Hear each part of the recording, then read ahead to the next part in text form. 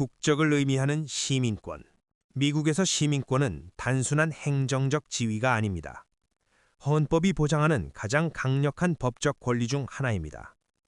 그런데 최근 도널드 트럼프 대통령이 미네소타주에서 발생한 대규모 정부 보조금 횡령 사기 사건을 계기로 시민권을 박탈할 수 있다는 발언과 정책 구상을 내놓으면서 미국 내 이민사회에선 큰 논란이 되고 있습니다. 과연 대통령은 시민권을 빼앗을 수 있을까요? 그리고 실제로 시민권 박탈은 어떤 절차를 거쳐 이루어지는 것일까요? 지금부터 자세히 알아봅니다. 먼저 분명히 해야 할 점이 있습니다. 미국에서 시민권 박탈은 대통령의 지시나 행정명령만으로 이루어질 수 없습니다. 시민권 박탈은 반드시 연방법원이 판단하는 사법 절차입니다. 즉, 이민당국도, 법무부도, 대통령도 단독으로 시민권을 취소할 수 없습니다.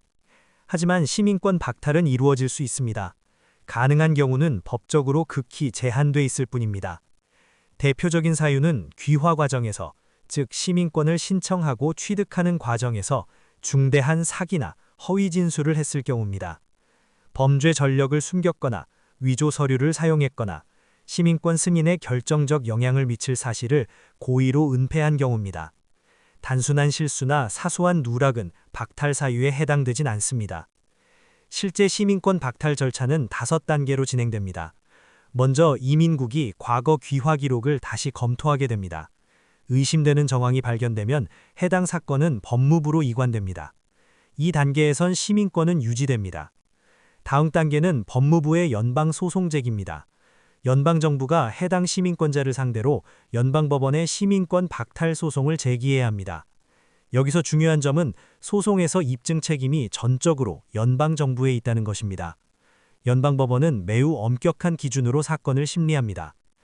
허위 진술이 실제 있었는지, 그 허위가 박탈할 만큼 중대한지, 그리고 그 사실이 시민권 승인에 직접적인 영향을 미쳤는지를 따지게 됩니다.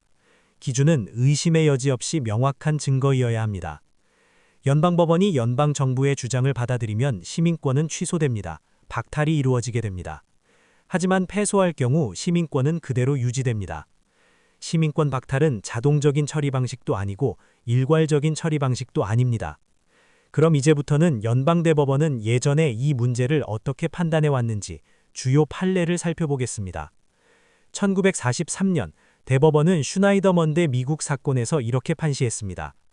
시민권 박탈 소송에서 정부는 가장 높은 수준의 증명을 요구받았습니다. 즉, 애매한 증거나 정치적 판단은 허용되지 않았습니다. 이 판례는 지금까지도 시민권 보호의 기본 원칙으로 남아 있습니다. 1967년 아프로임 대 러스크 판례는 시민권의 개념을 한 단계 더 강화했습니다. 당시 판결에서 대법원은 미국 시민권은 본인의 자발적 포기 없이는 박탈될 수 없다고 선언했습니다. 결국 정부가 어떠한 행위를 시민권 포기로 간주할 수는 없다는 의미입니다. 1981년 페도렌코 대 미국 사건에선 시민권 박탈이 실제로 인정된 드문 사례입니다.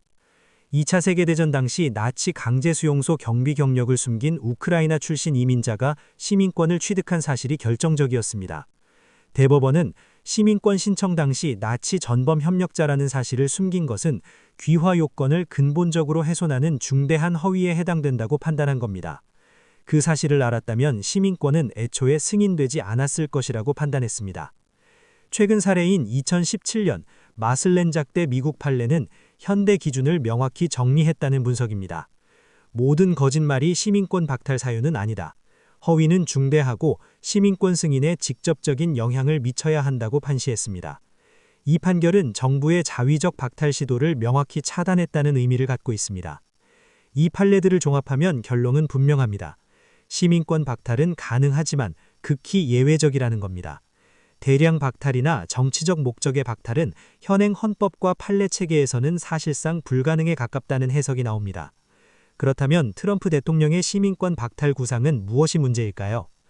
법을 없애겠다는 것이 아니라 조사 범위를 넓히고 소송을 대폭 늘리려며 기준을 공격적으로 해석하려는 점입니다. 법적으로 성공하지 못하더라도 이민자 사회를 불안하게 만들고 위축시키려는 효과는 충분히 가능합니다. 미국에서 시민권은 언제든 회수될 수 있는 특권이 아니다. 수십 년 동안 연방 대법원이 반복해온 메시지는 단 하나입니다. 시민권은 헌법이 보호하는 가장 강력한 지위라는 겁니다. 트럼프 대통령의 발언은 강경하지만 법의 벽은 여전히 높습니다. 이것이 최근 미국의 시민권 박탈 논쟁을 바라보는 법적 현실입니다. 지금까지 뉴스 돋보기였습니다.